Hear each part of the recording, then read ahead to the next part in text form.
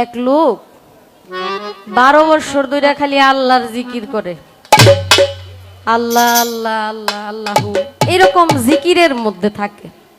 তার বিশ্বাস তার কোনো মুর্শিদ নাই, সে বায়াত নাই নাই, কিন্তু তার বিশ্বাস মুর্শিদ একদিন বাড়িতে আইব।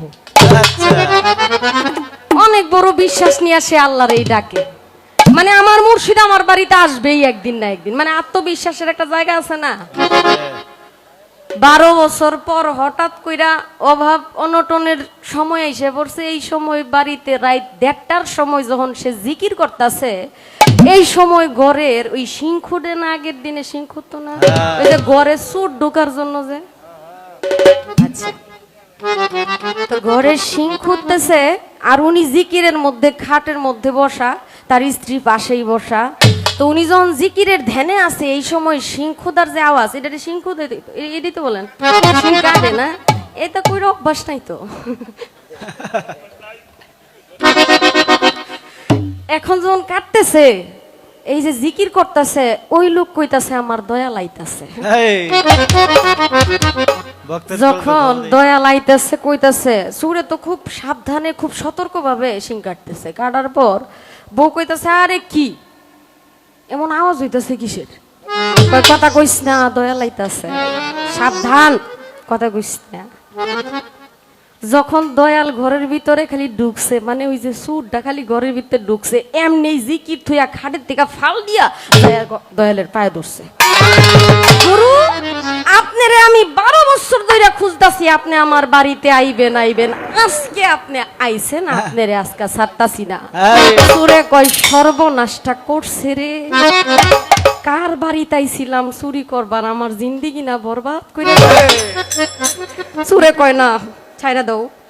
কয় বাজান এত কষ্টে আইছেন, আপনার আমি এমনি ছাইরা দিব না। বাবা বাবা আপনি আমার পাশে বসেন বাজান, আপনার চরণগুলো আমি ধুয়ে ওই পানি দিয়া গোসল করব। দয়াল তো কোনো কথা কয় না, সুর তো তার মনে মনেই জানা, বিদ্যে খালি মাহায় চলতেছে। যখন একটা বুলের মধ্যে পানি নিয়ে বউরে কয় তাড়াতাড়ি একটু দুধ আছে নাকি দেখো, ওই পানির মধ্যে দুধ মিশায় গরুর পাউডি একটু ধুয়ে দে। পানি আইনা যখন চুরের পাও ধোয়াই দেয়, কয় সর্বনাশটা করতেছে, গোসল তো করাইতেছে আমারে, মানে আজকে একেবারে সাইজ করে দেয়। বউরে কয় বডি আনো। বউ যখন বডি আনতে গেছে, চুরের তো খুব ভয় লাগতেছে, আজকে আমারে মাইরে লইব। কয় বাজান আপনি একটুও ভয় পায়েন না, বটি আনাইতেছি এই কারণে আপনার সামনে বইসে আমি ফল ফুট কাইটটা আপনার মুখে তুইটা খাওয়াই দিব। বউ কয় কি টানা ফানা যে শুরু করলা বুঝলাম না কিছু। এই কথা কইতেই তো খুব রাগ হইছে। হ্যাঁ আমি 12 বছর ধরে জিকির করি, আমার আল্লাহরে আমি স্মরণ করি, আর আমার বউ আমার গুরুরে দেখে এইরকম ভাষায় কথা বললো, বডিটা আসিল হাতে, একটা বাড়ি মাইরা বউর কল্লা দিছে ফালায়। সুরে কয় সর্বনাশ, যে বেটা এক কথার উপরে বউ মাইরা লাইছে সে আর আমারে রাখতো না। যখন কইছে আমারে রাখতো না, তখন তো সুরের ভিতরে একটা ভয় সৃষ্টি হইছে। ভয় সৃষ্টি হওয়ার পর ওই সুর কি করছে, ওই পানি নিজের শরীরে দিতে যায়া ওই পানি যে বউর শরীরে পড়ে গেছে। ওই যে পাও ধুইছিল গুরুর, সে তো চুরকে গুরু ভাবতেছে, ওই পানি যে বউর শরীরে লাগতেই বউর কল্লা ঠিক হইয়া বউ গেছে সুস্থ। বউ সুস্থ হইয়া যাওয়ার পর সুরে কয় সর্বনাশ, আমি এত বড় কামেল পীর এতদিন আমি জানতাম না, আজকে জানলাম। ভক্তরে কইতাছে বাবা তুমি থাকো, আমি অনেক সময় তোমাকে দিছি, এখন আমার বাড়িতে যাইতে হবে।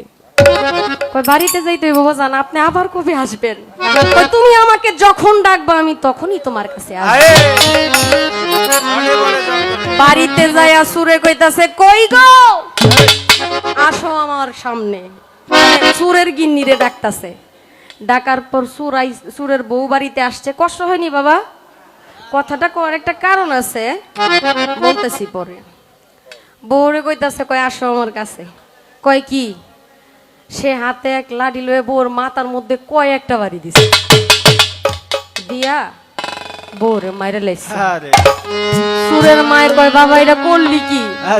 কই তুমি তোমার পোলার কেরামতি সম্বন্ধে জানো না মা, তুমি একটা বল আনো, বলের মধ্যে একটু পানি আনো, আইন আমার পাউডি দো।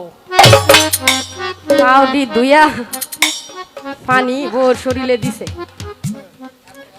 বউ তো ভালো হয় না, পাও ধোয়া ঠিক মতো হয় নাই, আরেকবার দো। এভাবে কয়েকবার পাও ধোয়ার পরেও বউ তো ভালো হয় না।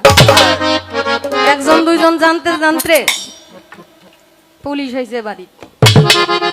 পুলিশ যখন আসছে, তার কোমরে রশি লাগায়া, হাতে হ্যান্ডকাপ লাগায়া নিয়ে টাইনে টাইনে যাইতাছে। এই রাস্তা দিয়েই নিয়ে যায় সামনে ভক্তের বাড়ি। দূর থেকে দেখা যায় আমার গুরু আসতেছে, তাও আবার কয়েকজন পুলিশ আমার গুরুর এমনি টাইনে টাইনে আনতেছে। কারণ কি, সামনে যায় দাঁড়ায়, কয় দাঁড়ান, আমার গুরুরে কোথায় নিয়ে যান? কয় তোরই তো দরকার, সুরের সার্গিত তো চুরি হবি। সারা জীবন করছে চুরি, মামলাও আছে থানার মধ্যে কয়েকটা, এর মধ্যে বউ মাইরা লাইছে। এখন তুমি বলতাছো আমার গুরু লইয়া কই যাও, তুমি তো তারই সার্গিত। কয় তোরও বানবো। কয় কি হয়েছে, ঘটনা খুইলা বলেন। কয় উনি ওনার ওয়াইফকে মাইরা ফেলছে। কয় মাইরা ফেলছে? আচ্ছা ঠিক আছে। পরে আবার সে বলল, আমি আগে একটা কাজ করি, এরপর আমার গুরুকে যেখানে ইচ্ছা সেখানে নিয়ে যাই। যখন ওই ভুল নিয়ে আইসা নিজের হাতে নিজের গুরুর পা ধোয়া ওই ভুলের পানি গুরুমার শরীরে দিল, সাথে সাথে গুরুমা ভালো হয়ে। আসলে রে বাবা, বিশ্বাসে বস্তু মিলে তর্কে বহুদূর। আমি বিশ্বাস করে যদি আমার গুরুকে আমি ভালোবেসে থাকি, কেবল কি গুরুই আমাকে উদ্ধার করবে, আমি কি উদ্ধার করব না? যদি আমার বিশ্বাসে জোর থাকে, আমার ভালোবাসা থাকে, আমার মহব্বত থাকে, যদি সেই ভক্তের মতো ভক্ত হওয়া যায়। এই কথাটা এই কারণেই বললাম, ভক্তই সারা জীবন প্রশ্ন করে যাবে গুরু কি করবে না। এই প্রেমের বন্ধনে আমাকে আবদ্ধ করে নেন, তবেই তো আমি আপনার হয়ে যাব। একটা গান আগে করি, এরপর ইনশাল্লাহ কিছু